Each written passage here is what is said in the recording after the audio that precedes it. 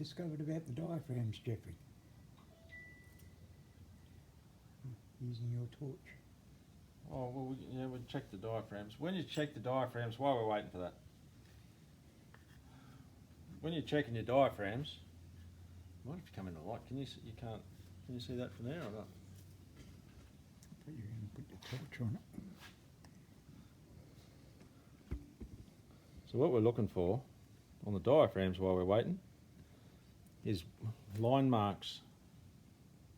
I'll have to zoom. There's wear marks, you'll see them, it's plain as day. So then you put a torch behind them and you can see the light. And that one's got a hole in it. That one's got a hole in it. That one's got a hole in it. That one's got a hole in it. And that one's got a hole in it.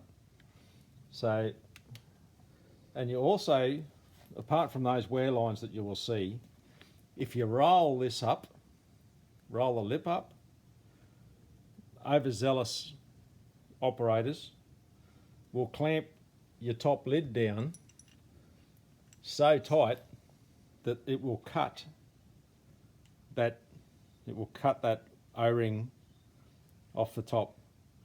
So roll your under the light, roll that back and make sure that hasn't been cut either. And you just fuel friendly, what's it called? Fuel friendly Celastic or 3-bond materials that you'll put under. You can just seal that light layer of that. We'll seal them up and you can use them if you don't have the money to replace them replace it brand new. So, and when you're pulling your carbs apart, if you roll your boots down like that, it just makes it a lot easier to store them, and they sit without distorting the rubber. So we're up to diaphragms. As we saw before, you're looking for the wear marks on them, where they crease all the time. Only one of these, looking into the light, there's only one of these actually has a hole in it. But if you've got it open, you might as well cover them all. The product that's been recommended is 3-bond 1211. Solventless silicon and sag type. So you just need a little bit on a paddle.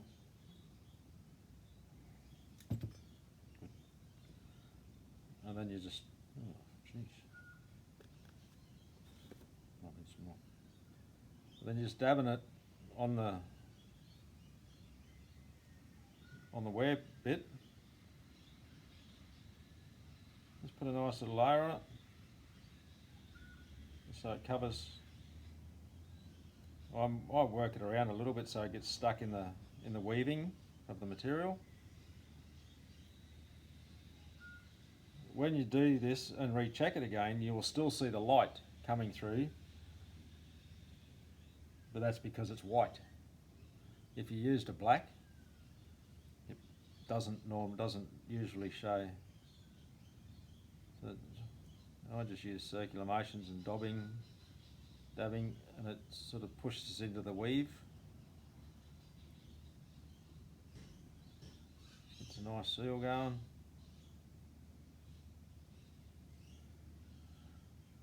And there's a couple here that aren't quite through yet, but we'll just give them a bit of help. Seeing you there, because they're gonna wear through eventually, and this will strengthen that piece of rubber as well. A little bloke here, and then just allow that to dry for a good couple of hours anyway. So you just go through,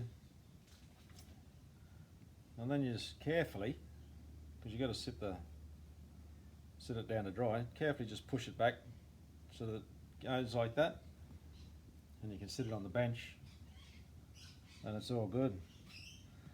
The other particular thing that you need to worry about when you're doing diaphragms is these little springs. They do a lot of work holding your diaphragms against the air and holding the diaphragm steady. One thing I was told years ago was if you're driving at a low revs at 60 kilometres an hour, for argument's sake, and the bike's going it's the diaphragm is just doing this. The spring's not quite strong enough. So you can extend it maybe 5 or 6 mil. You won't get to go far, just enough to make it stronger. But there again, they all have to be the same length.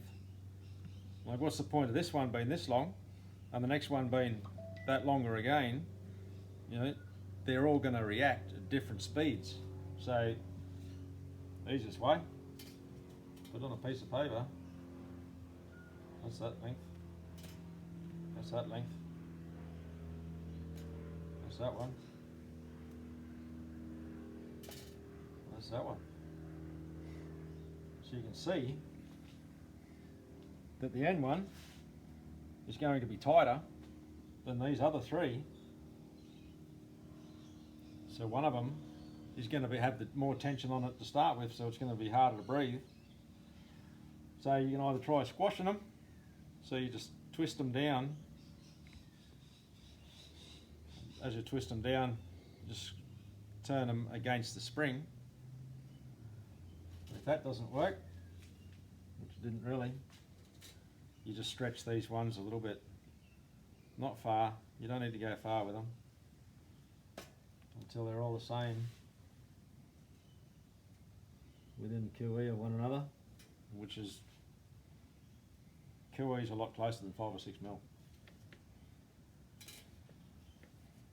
It's a bit stretch that one. So you don't have to stretch them very far. Yeah, they're all out of whack.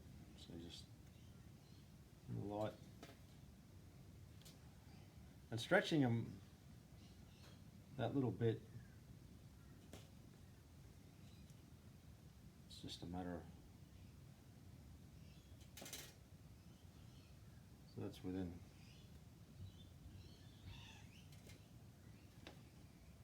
So they're all that closer. There's a couple.